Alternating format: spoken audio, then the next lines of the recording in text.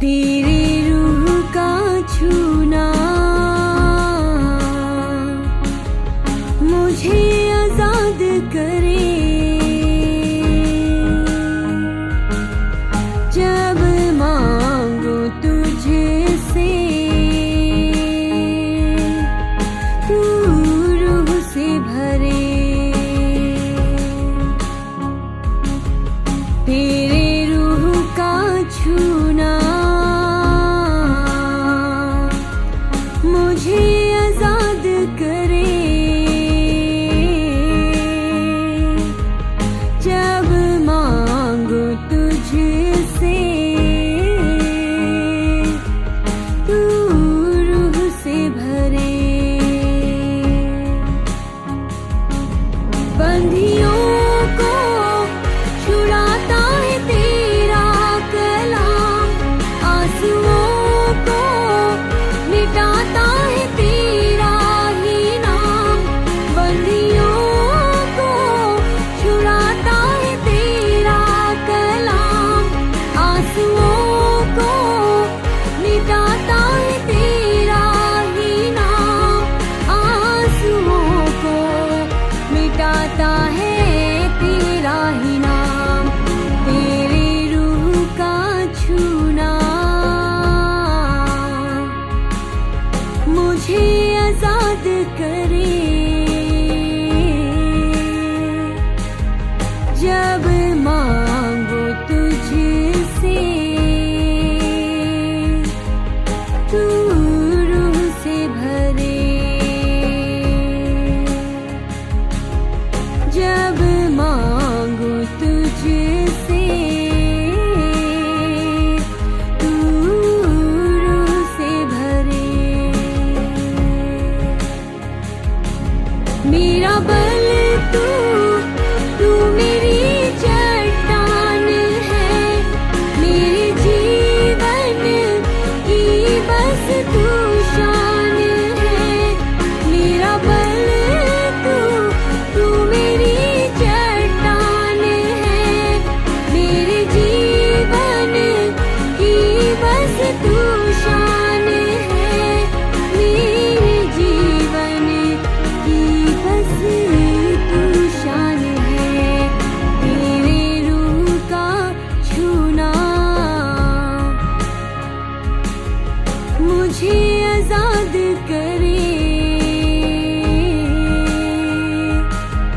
जब मांगो तुझसे तू रूह से भरे। जब मांगो तुझसे तू रूह से भरे।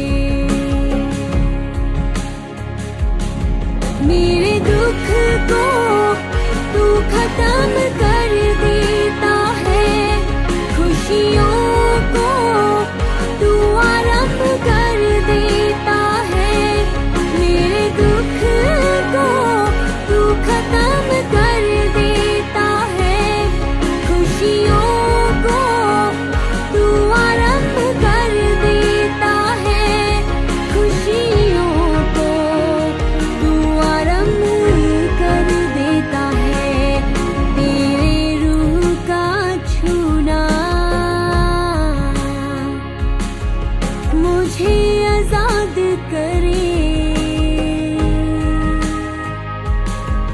जब मांगू तुझसे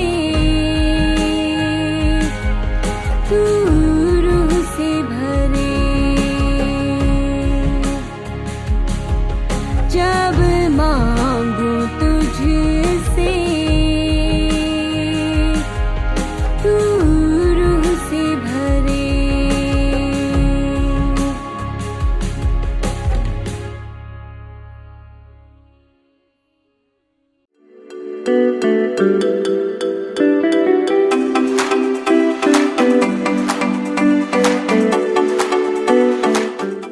सबको जय मसीह की।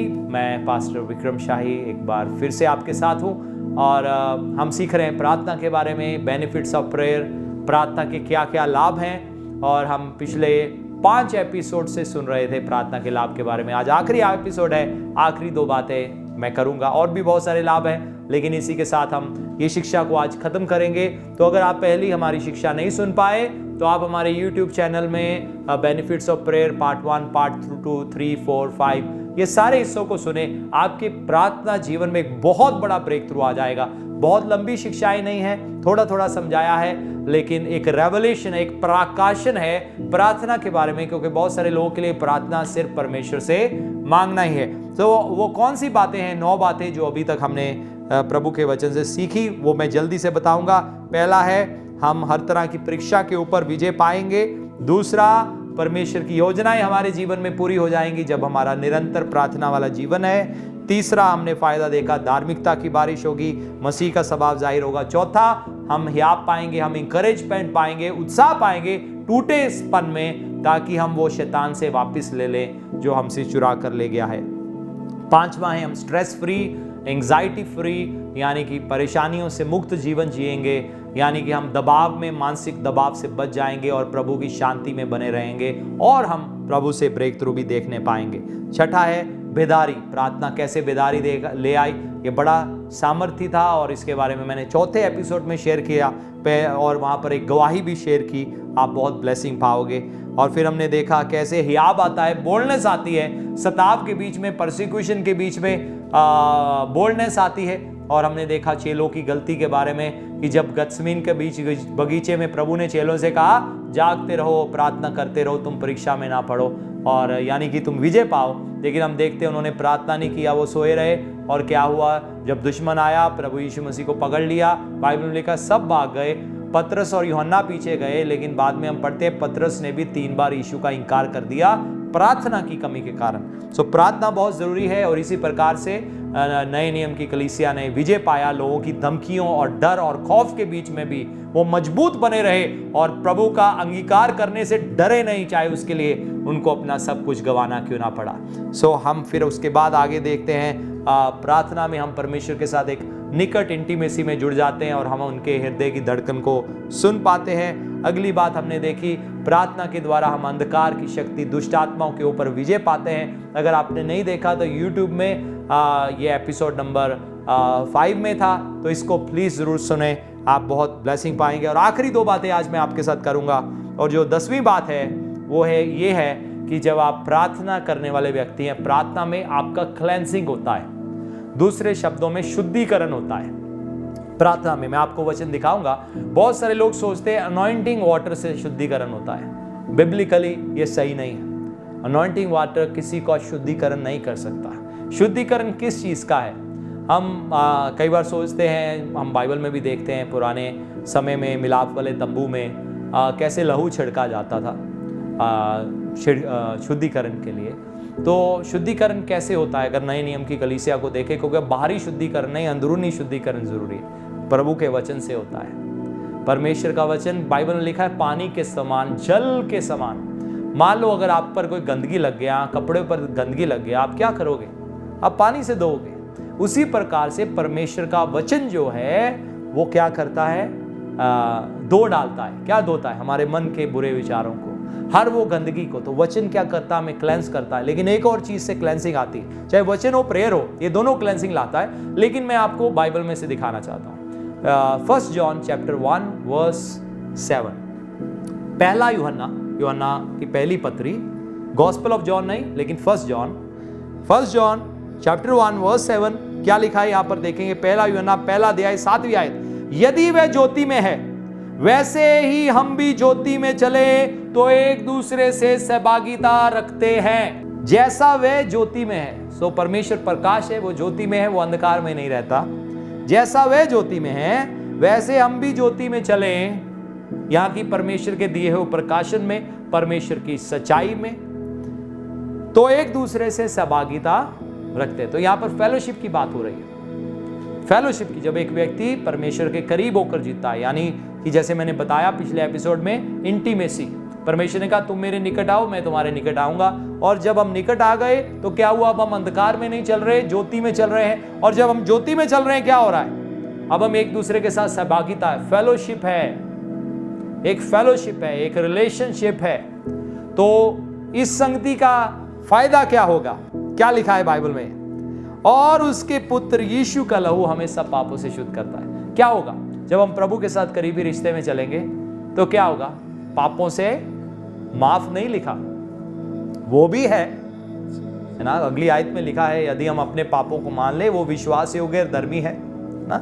लेकिन यहां क्या लिखा है, उसके पुत्र यीशु का लहू हमें सब पापों से शुद्ध करता है। यानी कि जब हम परमेश्वर के साथ फेलोशिप में चल रहे हैं, अगर हम अपने दरवाजों खिड़कियों के ऊपर लहू बोले ना बोले, अरे चलेगा, उसका क्या फायदा, लहू बोल दिया और परमेश्वर के साथ रिश्ता नहीं है।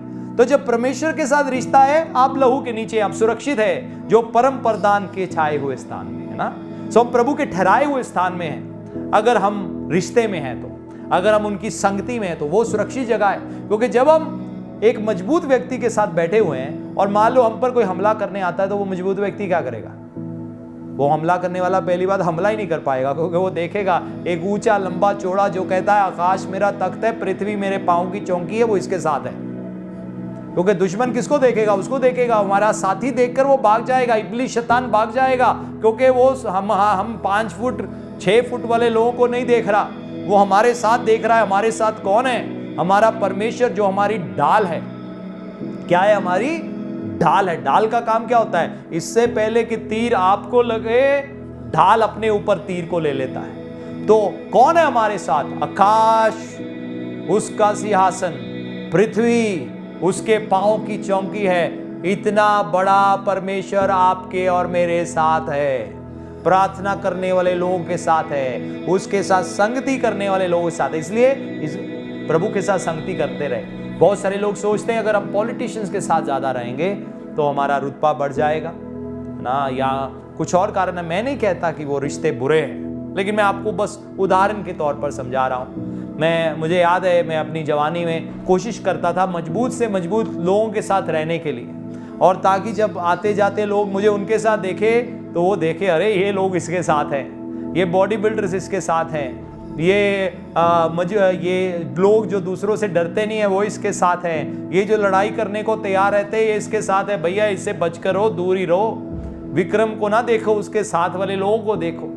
तो हम देखते हैं कैसे हम संसार में ऐसे लोगों के साथ संगति करने की कोशिश करते हैं जो मजबूत है, और कई बार उनका खौफ कुछ दो लोग डरते हैं। लेकिन सोच कर देखो, अगर आपकी संगति परमेश्वर के साथ हो जाए, आप कितने बलवान बन गए हो। बताओ कैसे इब्लीस शैतान आपके पास आ सकता है जब परमेश्वर आपके साथ बैठा हुआ है, आपके साथ खड़ा है। अगर आपने हमारा एक नया सॉन्ग नहीं देखा, मेरी पनाह, बड़े खूबसूरत बोल है उसके, उसमें लिखा है जिथे भी मैं जावा मेरे नाल रहंदा हो, जिथे भी खलोवा मेरे नाल खड़दा वो, यानी कि जहां भी मैं खड़े होते हैं परमेश्वर हमारे साथ खड़ा है। तो सोच लो, अगर परमेश्वर हमारे साथ खड़ा है, विरोधी कितना डर जाएगा, कितना कांप जाएगा, कितना खौफजदा होगा। तो परमेश्वर आपके साथ है, और क्या होगा, अब परमेश्वर के साथ हम सहभागिता में, लेकिन और क्या हो रहा है, शुद्धिकरण हो रहा है, परमेश्वर हमें साफ कर रहे हैं। तो जब हम प्रार्थना वाला जीवन है हमारा, तो क्या होता है, हम साफ होते हैं, हमारे मन के विचार होते हैं, साफ होते हैं। याद रखना, प्रार्थना जीवन का मतलब क्या है, प्रार्थना करना भी, प्रेयर करना भी, और बाइबल भी पढ़ना, ये इसका हिस्सा है। इसे कहते हैं प्रेयर लाइफ, वर्शिप भी इसका हिस्सा है। तो इसमें क्या होता है, हम क्लेंस हो जाते हैं, हम साफ हो जाते हैं। हम प्रेयर में जाएंगे, पहले हम किसी चीज से जूझ रहे थे, अब जूझना बंद हो गए, किसी पाप से जूझ रहे थे, अब जूझना बंद हो गए, क्लेंसिंग हो गया। क्योंकि परमेश्वर क्या करते हैं, हमें दो ढालते हैं। सो प्रार्थना वो वाली जगह है। और आखिरी बात वो है प्रार्थना का लाभ, 11वां लाभ, स्टेबिलिटी आ जाएगी। यानी कि एक व्यक्ति अपने विश्वास के जीवन में डगमगाना बंद कर देगा। बहुत सारे लोगों के विश्वास की जिंदगी ऐसे है जैसे वो तेज लहरों के बीच में वो किश्ती पर बैठे हुए हैं। उनका विश्वास वाला जीवन ऐसे है, डगमगाता रहता है। आज हम कुछ और हैं, अगले दिन कुछ और हैं। संडे मीटिंग के बाद और संडे मीटिंग के दौरान खूब हालेलुया है, आमीन है, सब कुछ बहुत बढ़िया है, परमेश्वर महान है। लेकिन मंडे आते आते जैसे ही और हम देखते हैं कैसे लोग बुझना शुरू हो जाते हैं, वो बुझना शुरू हो जाते हैं, कैसे डगमगाना शुरू हो जाते हैं। बहुत सारे लोगों के विश्वास का जीवन एक महीने मजबूत है, दूसरे महीने ढीला है, तीसरे महीने मजबूत है, चौथे महीने ढीला है। एक समय पूरी तरोताजगी है, फिर डाउन हो गए। डगमगाते रहते हैं वो अपने जीवन में। कारण क्या है? प्रार्थना नहीं है, प्रार्थना नहीं। और प्रार्थना क्या है? बाइबल में लिखा है निरंतर प्रार्थना में बने रहो। जैसे हम निरंतर खाना खाते रहते हैं, दिन में 3 बार खाते हैं। बाइबल में दानियल ने लिखा है दिन में 3 बार प्रार्थना करता था, डगमगाया नहीं, मजबूत था परमेश्वर में। सो इसी प्रकार से यहां क्या लिखा है? प्रार्थना से क्या होगा? हम डगमगाएंगे नहीं। भजन संहिता 16 अध्याय 8वीं आयत में क्या लिखा है? मैंने यहोवा को निरंतर अपने सम्मुख रखा है। निरंतर, हर समय कौन है मेरे सामने? परमेश्वर है। काम करते हुए मेरे सामने कौन है? परमेश्वर है। कोई जिंदगी में फैसला लेते हुए मेरे सामने कौन है? परमेश्वर है। यानी कि निरंतर मैं उनके साथ एक रिश्ते में चल रहा हूं, निरंतर मैं उनके चेहरे को निहार रहा हूं। एक प्रार्थना जीवन है एक ऐसे व्यक्ति का। मैंने यहोवा को निरंतर अपने सम्मुख रखा है, इसलिए कि वह मेरे दाहिने हाथ रहता है। कहां रहता है? दाहिने हाथ रहता है।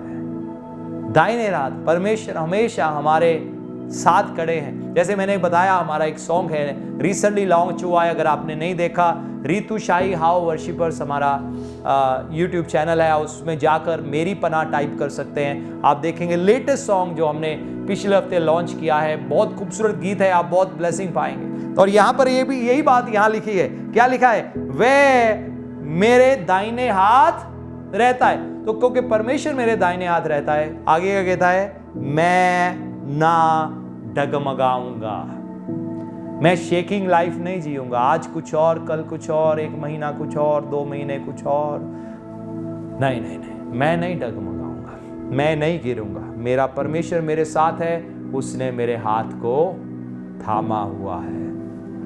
मेरा परमेश्वर, क्या आप कह सकते हो मेरा परमेश्वर मेरे साथ है? कुछ समय मैं चाहता हूं आप जहां कहीं भी हो, अन्य भाषा में प्रार्थना करना शुरू हो जाओ। आपके घरों, आपके परिवारों के बीच में, आपकी फैमिलीज के बीच में ब्लेसिंग उतरने जा रहा है। ओ राबा बाहा साकारा बातिया राबा हा साकारा बातिया। Hallelujah hallelujah. आप लोग जो यूट्यूब पर देख रहे हैं, मैं विश्वास करता हूं आपने बहुत ब्लेसिंग पाया है इन 6 एपिसोड्स के द्वारा। तो हमारे साथ जुड़े रहें। अगर आपने पिछले एपिसोड नहीं देखे, मैं फिर कह रहा हूं जरूर देखें, आपकी जिंदगी बदल जाएगी। प्रार्थना के लाभ के बारे में जाने। और मैं आप लोगों के लिए प्रार्थना करना चाहता हूं कि आप प्रार्थना जिंदगी में उन्नति पाए। पिता, मैं प्रार्थना करता हूं आपके लोगों के लिए, यीशु मसीह के नाम से, ये अपने प्रार्थना जीवन में उन्नति महसूस करने पाए, उन्नति पाने पाए, महसूस ही ना करें, उन्नति में चलने पाए। यीशु मसीह के नाम से आपके साथ एक करीबी रिश्ते में आपके लोग बन जाएं और विश्वास से विश्वास और महिमा से महिमा की ओर बढ़ते चले जाएं। प्रभु आपको आशीष दे। आमीन।